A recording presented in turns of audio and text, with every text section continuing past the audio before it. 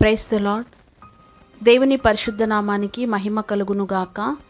వాక్యము ద్వారా బలపరచబడాలని ఆశిస్తున్న ప్రతి ఒక్క దేవుని బిడ్డలకు మా హృదయపూర్వకమైన వందనములు.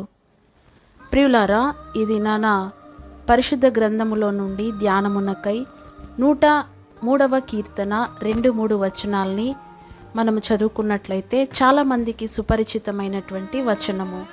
నా ప్రాణమా, యెహోవాను సన్నుతించుము, ఆయన చేసిన ఉపకారములలో దేనిని మరువకుము. ఆయన నీ దోషములన్నిటినీ క్షమించువాడు, నీ సంకటములన్నిటినీ కుదుర్చువాడు.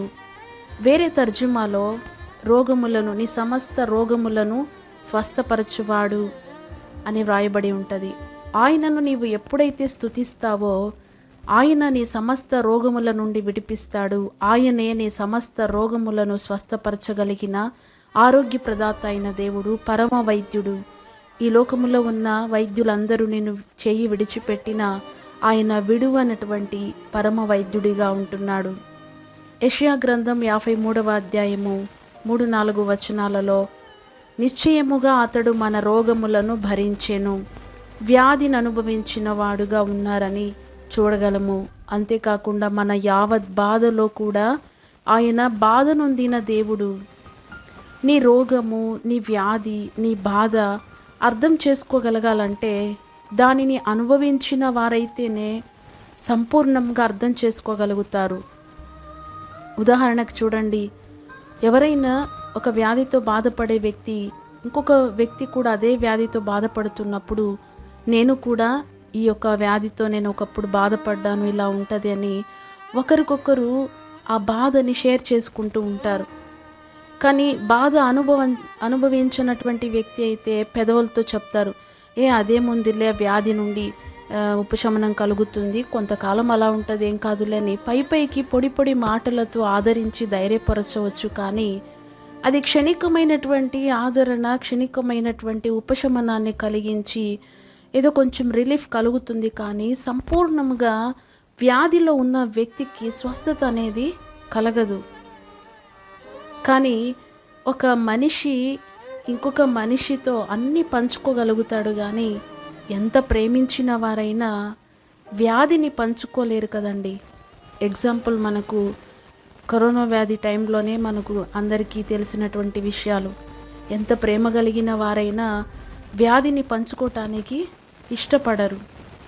కానీ ఎవరి వ్యాధి వారే భరించాలి, ఎవరి రోగం వారే అనుభవించాలి అన్నట్లు వెళ్ళిపోతూ ఉండాలి ఈ యాత్రలో.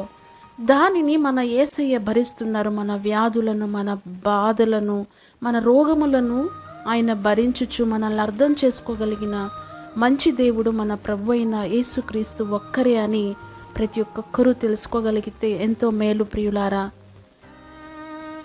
ఎప్పుడు మరి ఆయన స్వస్థపరుస్తారు అంటే కీర్తనకారుని ద్వారా తెలుసుకోగలిగితే 30వ కీర్తన 2వ వచనము, యెహోవా నా దేవా, నేను నీకు మొర్రపెట్టగా నీవు నన్ను స్వస్థపరచితివి అంటున్నారు.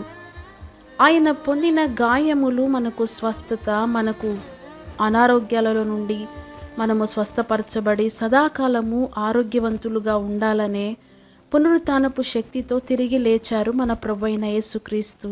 ఆయన సదాకాలము జీవించుచున్న దేవుడై ఉంటున్నారు. ఆ యొక్క పునరుత్థానపు బలము పొంది నీవు రోగములను జయించాలి, వ్యాధుల మీద జయము పొందాలి అనంటే మొట్టమొదటిగా నీవు చేయవలసినటువంటి పని, నీవెవరైనా సరే పశ్చాత్తాపపడి మనసును మార్చుకొని నీకు తెలిసినటువంటి ప్రతి పాపమును ఆయన యొద్ద ఒప్పుకొని నూతన పరచబడి యేసుక్రీస్తు బిడ్డగా నీవు మొదటిగా మార్చబడాలి, ఆయన సొంత సొత్తుగా మార్చబడాలి. రెండవదిగా నీ అస్వస్థతకు కారణమేమిటో దేవుని దగ్గర అడగాలి. ఈ వ్యాధికి కారణమేంటి, ఏమైనా బలహీనతలు ఉన్నాయా అని అడిగినప్పుడు దేవాది దేవుడు నీకు బయలుపరుస్తున్నప్పుడు వాటిని తగ్గించుకొని దీన మనస్సుతో సరిచేసుకోవాలి.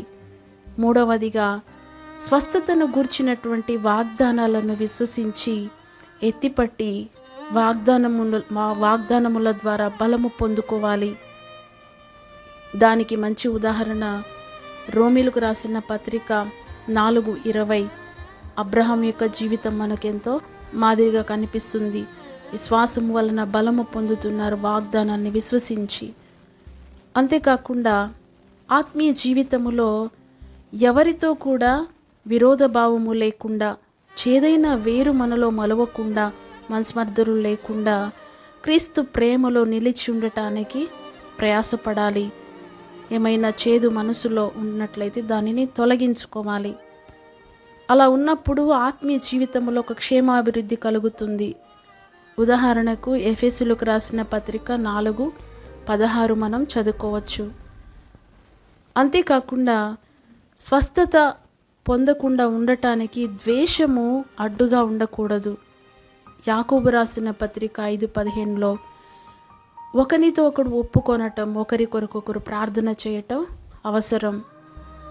మరి ఒక విలువైన మాట ఏంటంటే, విశ్వాసములో స్థిరులై నిలిచి ఉండి దేవునికి లోబడి ఉండి అపవాదిని ఎదిరించగలగాలి. కొన్నిసార్లు ఆత్మీయ జీవితంలో ఆత్మీయమైన అనారోగ్యం ఎలా ఉంటుందంటే, విశ్వాసములో బలహీనులైపోయినప్పుడు అపవాది అనేకులను కృంగదీస్తూ ఉంటుంది. అది కనబడనటువంటి వ్యాధిగా మనకు అర్థమవుతూ ఉంటుంది. అలాంటప్పుడు ఒక స్థిరమైన విశ్వాసము కలిగి దేవునికి లోబడుతూ అపవాదిని ఎదురించగలిగేటువంటి దైవ కృప దేవుని యొద్ద మనము పొందుకోవాలి. చివరిగా దేవుడిచ్చినటువంటి ప్రియులారా, ఈ యొక్క ప్రాణాత్మ దేహములను దేవునికే సమర్పించి, దేవునికే ప్రతిష్ఠించి, ఈ దేహము నీకు ఒక దేవాలయముగా ఉండాలి ప్రభువా అని దేవుని కొరకు వ్యయపరచాలి. నీ ప్రాణాత్మ దేహములను, నీ శరీరమును దేవుని కొరకు నీవు ఖర్చు పెట్టిన నాడు దేవుడు నీకు మంచి ఆరోగ్యాన్ని, క్షేమాన్ని, కృపనిచ్చి నడిపిస్తారు. ఆది కాండము నుండి ప్రకటన గ్రంథం వరకు ప్రియులారా, జీవాధిపతి, మరణాధికారము నుండి నిన్ను విడిపించగలిగిన సర్వశక్తి గల ఏకైక దేవుడు, సజీవుడైనటువంటి మన యేసుక్రీస్తు ఒక్కరే.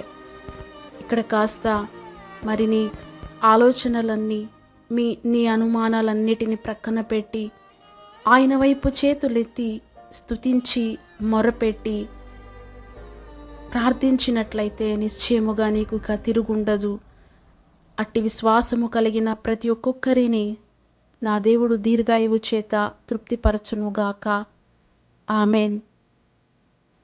ప్రార్థన. సజీవుడవగు దేవా, మహోన్నతుడైన తండ్రి, జీవాధిపతి, మీకు స్తోత్రం నాయనా. ఈ దినమున ఎంతమంది అయితే చెప్పుకోలేనటువంటి వ్యాధులతో, అనారోగ్యాల చేత లోలోపల కుమిలిపోతూ, హృదయములో నెమ్మది లేని స్థితిలో, దుఃఖముతో, కన్నీటి చేత తమ బాధను తెలియపరుస్తున్నారో వారందరినీ ప్రభువా మీరు ముట్టి బాగు చేయండి.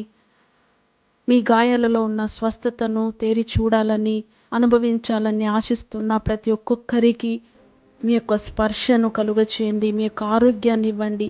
మీ పునరుత్థానపు బలమునివ్వండి నాయన. నూతన కృప, నూతన జీవాన్ని పొందుకొని మీ నిత్య జీవమునకు వారసులుగా ఒక్కొక్కరు మార్చబడటానికి కృప చూపి, వ్యాధులతో బాధపడుచున్న ప్రతి వారిని ప్రభువా మీరు స్వస్థపరచు దేవుడవుగా దిగి వచ్చి వారి జీవితాలలో కృప చూపి స్వస్థపరచమని నజరేయుడైన యేసు నామమున అడిగి ప్రార్థిస్తున్నాము తండ్రి. ఆమెన్.